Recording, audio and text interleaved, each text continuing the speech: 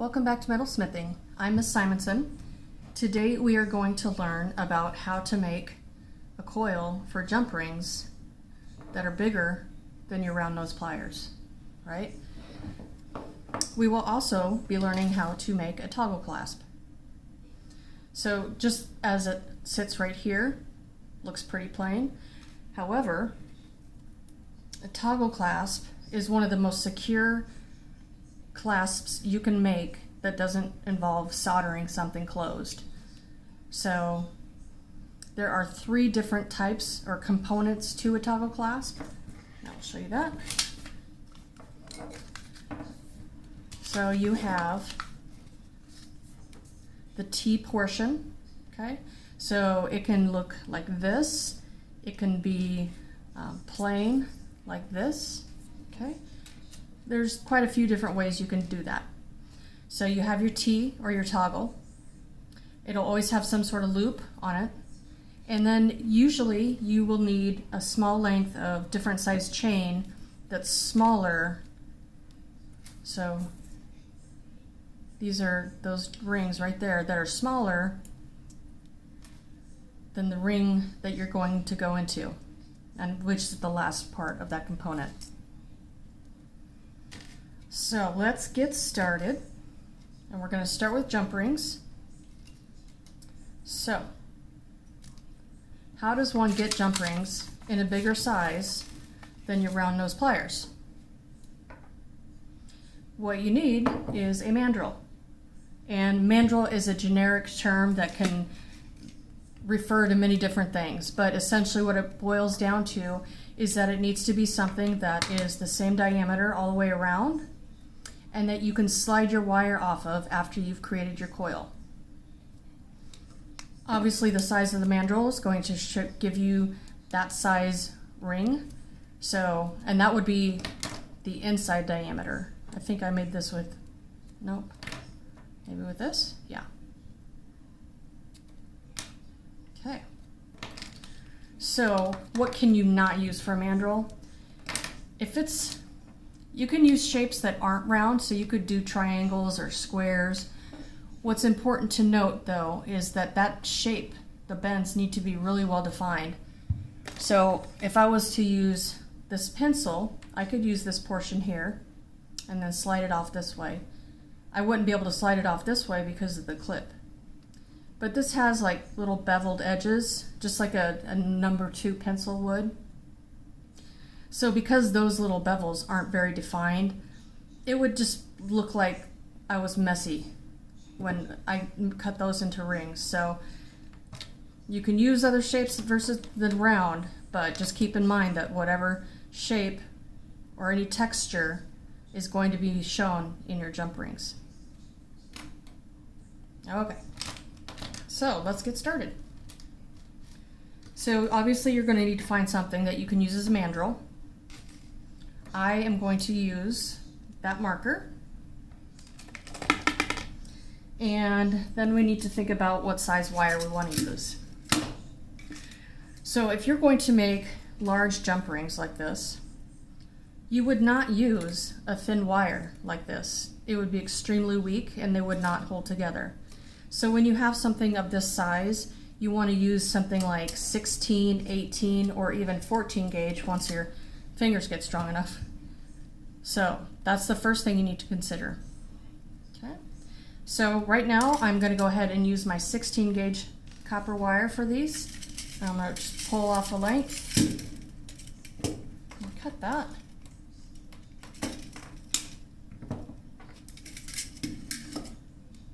Okay. So to get started, I don't know why I switched that around. I'm going to leave a little tail that helps me to hold on to this.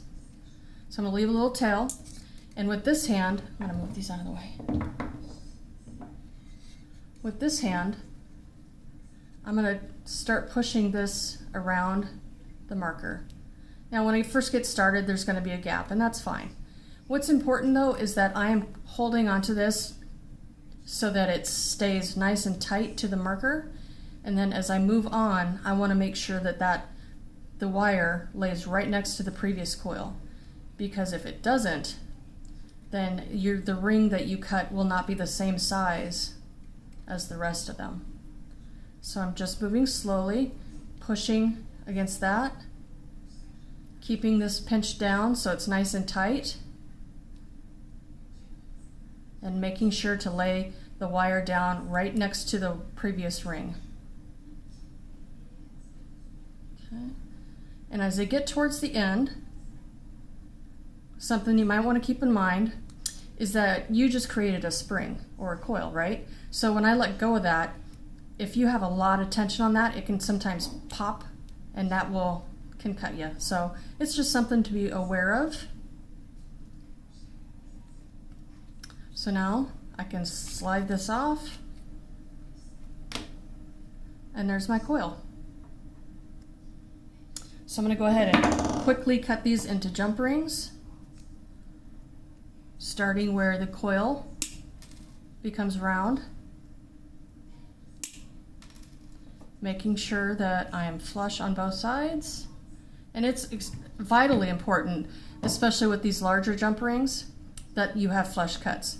So you can see how that comes to a point. So if I closed that jump ring and I had one of these that wasn't flush cut, that creates a really weak spot because there's very little metal that's joined up against the other side.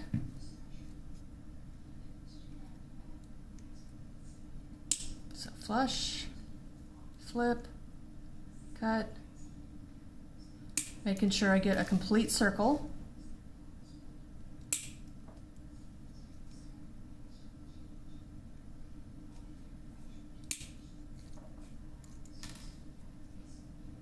So with these rings that I'm cutting right now, I am going to create a beaded bracelet. Okay, trying to move in a little too far there. So I'm going to add beads to this wire, to these here, and then I'm going to join everything together with 2 smaller jump rings. The reason I'm doing the smaller jump rings between the larger jump rings is that it will lay flatter against my arm, so it'll be a more comfortable bracelet to wear. And the variation will look nice too, the variation in sizes. Now, I didn't plan for this, so if I would have brought in some brass or nickel to make the smaller ones, just because the 2 different metals would accent each other nicely. But I forgot.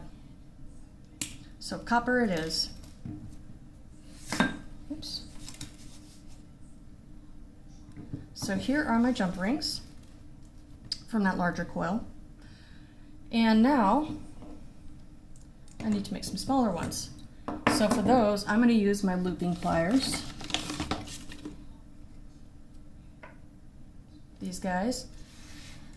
Just find that to be the easiest one to work with versus my round nose pliers.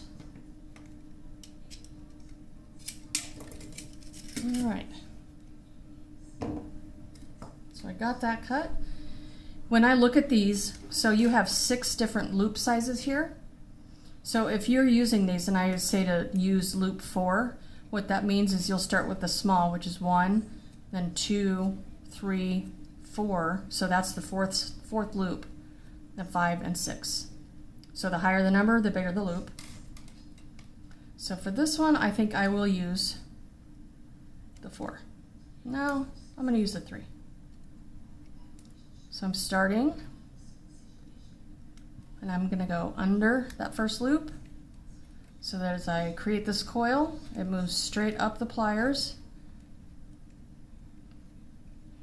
And I'm again holding that tight to the tool so that it stays nice and even and the same size from start to finish.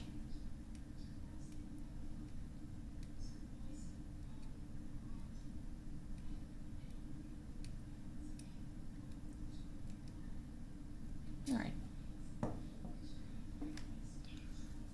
So let me cut some of these.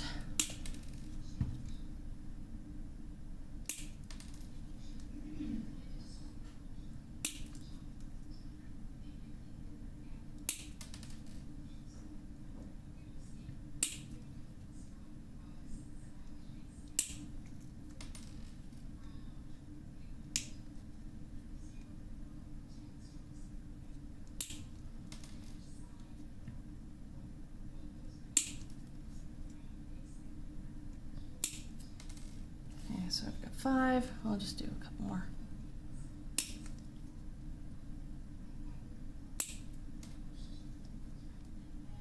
Okay. So I have a tray of beads off to the side here. You all should have some of these smaller beads.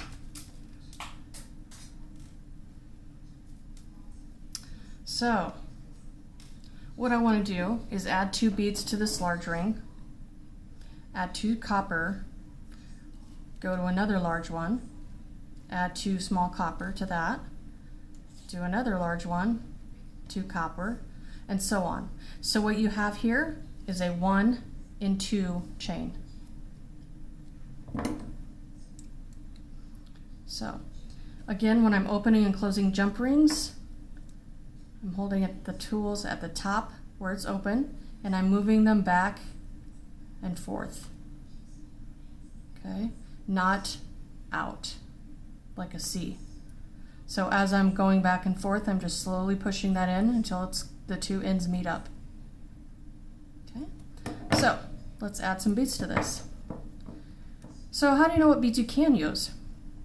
Well, obviously you have to consider the size of the wire, the size of the hole in the bead, and the length of the bead. So if that bead was much longer, so if you can, this bead is longer than this bead. Let's see if I can turn it over on its side. Okay. So you can see this one is longer than that one. So let's give them both a try and see what happens. Come here.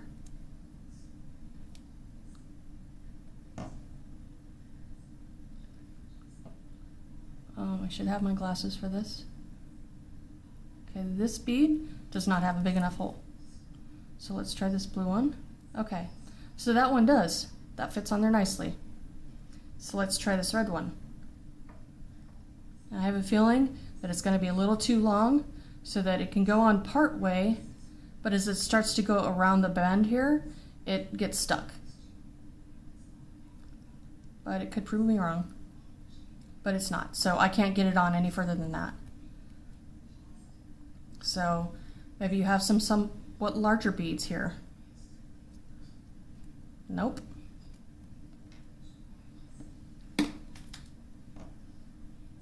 This is, let's try this one. So that almost gets on there, but again, the curve of the wire gets stuck in the straight hole of the bead. So let's keep looking for,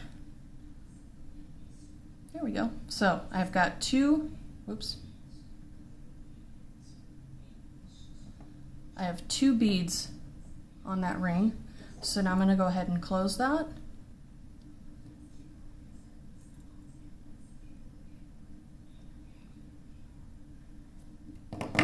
And this is where I will add,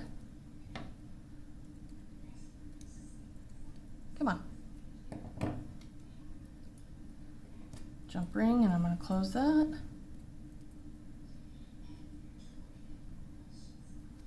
I'll add another jump ring. And so if I wanted to save myself some time, I could go through and close all of these, and then before I close this, after adding my beads, I would add the 2 closed jump rings so I didn't have to close them once they were already on here.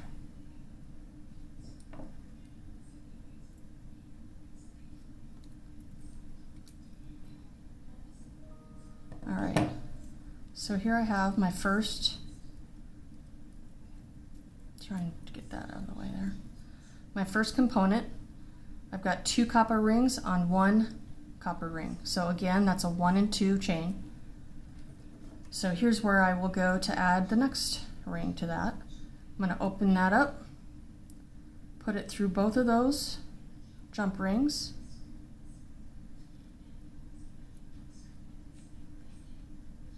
And then before I close this, I'm going to add the beads. Okay, that one fit. Well, it seems like we might have a pattern going here. See if this clear one will fit.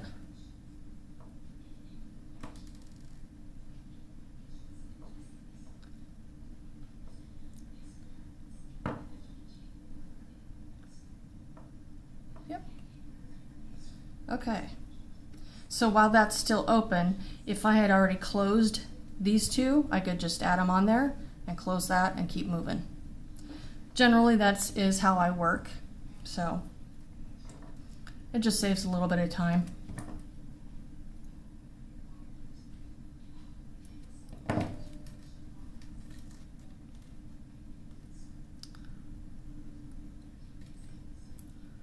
So, yep, here we go. Gonna add 2 of the smaller jump rings. And so by having these smaller jump rings between the larger ones, when you go to wear this, it'll lay flat or flatter than it would if you had this size ring over and over and over again.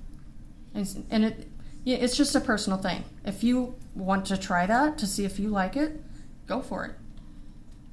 So from here, I would just continue. I'd add this guy, I'd add him, try to find 2 more beads that fit on here, and then I would add these guys, and so on, okay? So I'm gonna go ahead and skip ahead to one that I've already gotten to a pretty good length here. So this is just a few more lengths than the other one. And it's got brass and copper, so I've got the mixed metals here. So now that I want to pretend this is a bracelet length, now I want to finish this off. So I want to add my toggle. So let's make one. Now with any clasp, you want to use wire that's at least as heavy as the heaviest wire you're using on here. So this is 16 gauge, so I'm gonna use 16 gauge again. I could use 14, but I would not go the other direction. So I start with about 2 inches of wire. I come to the center of the wire, just like this. And with toggle clasps, you want to work pretty much from the middle to the tip of the round nose pliers to make that loop. You don't want a huge loop because that can cause issues. So for this one, I'm gonna go right about there. Okay, so looking at this from straight down, what I wanna do is I'm gonna push these 2 wires towards each other. All right, and then I'm just gonna keep going. They're gonna cross, and I'm gonna bring this guy over here and this guy over here. So they're going straight out from one another. Okay. And that creates that T with a loop in the center. So that's my toggle. Okay. So how long do these arms need to be? Well, if you look at the piece that you're making, and this is going to be my receiving ring, I need to make sure that when this loop is up against the far side, that this length here is outside of the circle. If it was inside of the circle, that means it would fall through and it would not be effective. So I know if I put this here, this loop up against the wall of that side, and I hold that down, I can come in here and flush cut that so it's just a little bit of extra length there. So now I can turn this around and do the other side. So I'm pushing that loop up against the side of that ring on the inside, holding it there,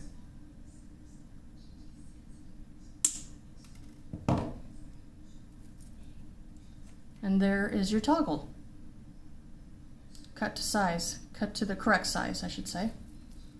So let's add this guy to our bracelet.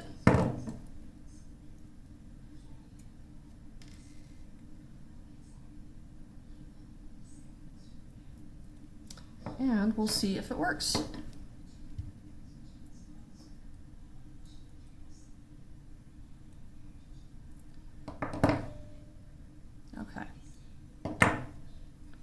So this is my toggle side,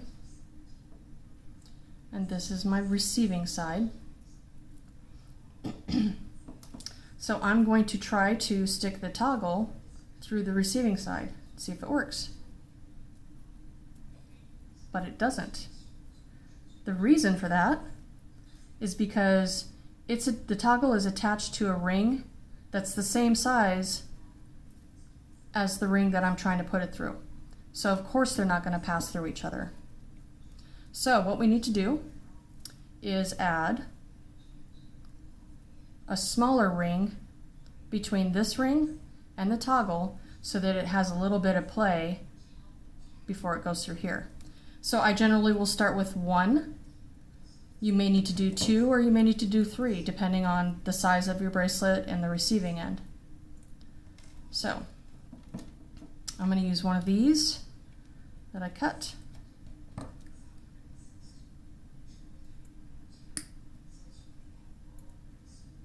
Just going to open that up, put my toggle on, close that.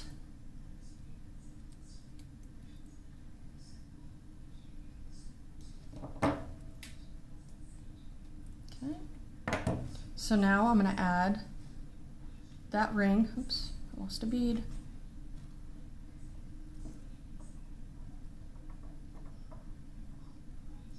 So now I'm going to add that jump ring that I just connected to the toggle onto that. So it gives me a little bit more space between this ring and the toggle. And we'll check and see if that's enough. All right. So let's try this again. So I'm going to put the T through the receiving ring, and I'm going to attempt to pull it through, and it just cleared. So this works. So I can pull that all the way through, but just barely, and that is exactly what you want. So now you can see that that toggle is sitting on top of that receiving ring, and I can wiggle it all around, and it's not going anywhere. So that is a good toggle clasp right there. So, but you know what? It's pretty plain. So what if we want to do something a little more decorative, like have a loop on each end or even start a spiral? Having this loop on the end would make it even more secure. So let me show you how to do that. So I'll cut myself another piece of wire. But I'm going to make this one just a little bit longer so I have some extra to play with. So again, here's my wire.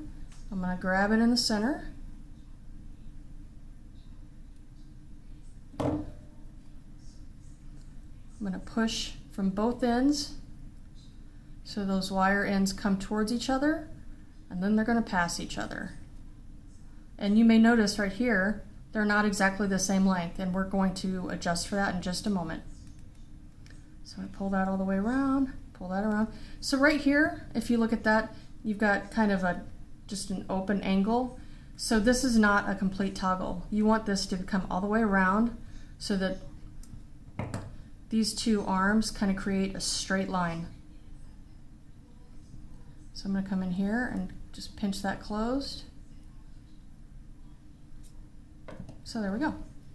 Now, I want to make sure before I do any kind of bending like this, that the length of these is the same. If it's not, then you get one long arm and one short arm, and it looks silly. So to do that, I'm going to take a ruler, and it doesn't matter if you use inches or millimeters. What's important is that you note where the wire is and make a cut. So right here, I'm going to cut at 28 centimeters. Make sure you're doing it flush, so the flat side is facing me. Okay, and that wire flew. So with that loop pushed up against the ruler, I know that this side can be at 28, and that'll be correct. So I'll flip my toggle around, put the loop up against the ruler,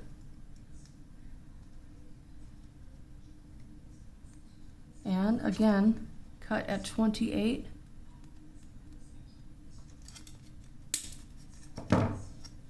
So now both sides of my toggle are the same. All right, so here's where I would come in with my round nose pliers and start a spiral here on the end.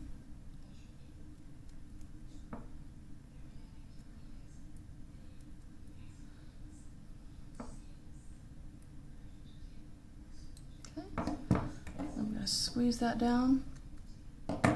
So I'm going to come to the other side, and so this spiral is facing that way to the right.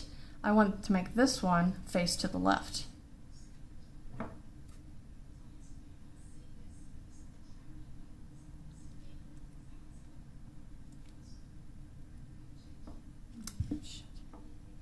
Totally off camera there.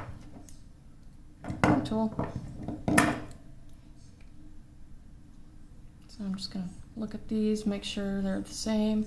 So yeah, I can see that the inside loop is facing that way, and this inside loop is facing me, so that's an even spiral. So if you go to do something like this to dress up your toggle and it ends up something like this here, that's okay, that's fixable. So what I would do to fix that is put it back on the round nose pliers, and that's just to kind of brace that center circle, and then just use your chain nose pliers to kind of move it into place. So this way you have your little loop to add your chain to and some little decorative spirals. What else can I tell you? You can get kind of fancy with toggles as long as it works. So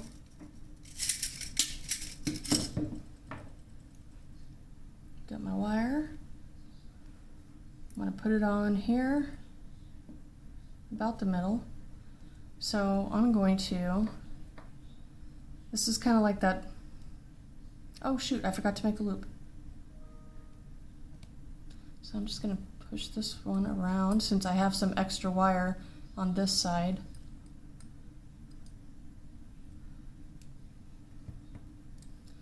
That's a little weird. That's okay, it's fixable.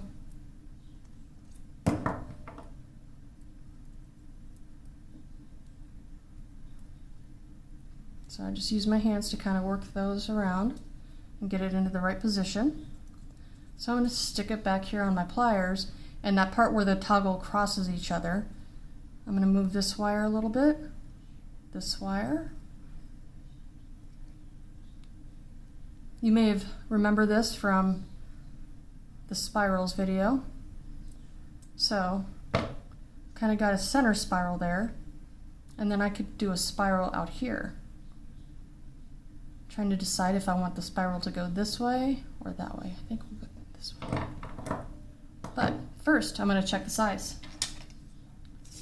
Okay, so from that center loop, I put that up against the ruler, and it's at about 27.5, and this side is the same. Sweet. But this side's not flush cut, so I'm going to take care of that. See if this side is. This side is, but since I cut a little bit off of this one, I'm going to do the same over here. Just a little bit. Now you could measure this and make sure it's correct. I'm just going to go with it.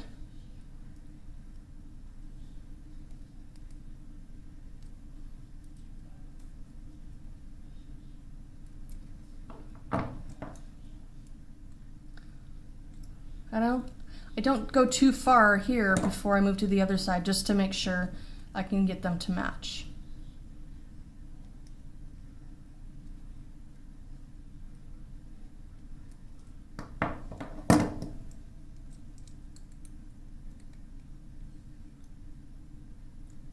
Okay. So that's kind of different. Not sure if I like it. But, so I'm just saying that you can really kind of play around with designs on these and kind of make it your own. So there you have it. We created jump rings larger than your round nose pliers would allow. Created a 1 and 2 chain, and then we've added a toggle clasp to it. So let's see if I can get that out. There we go.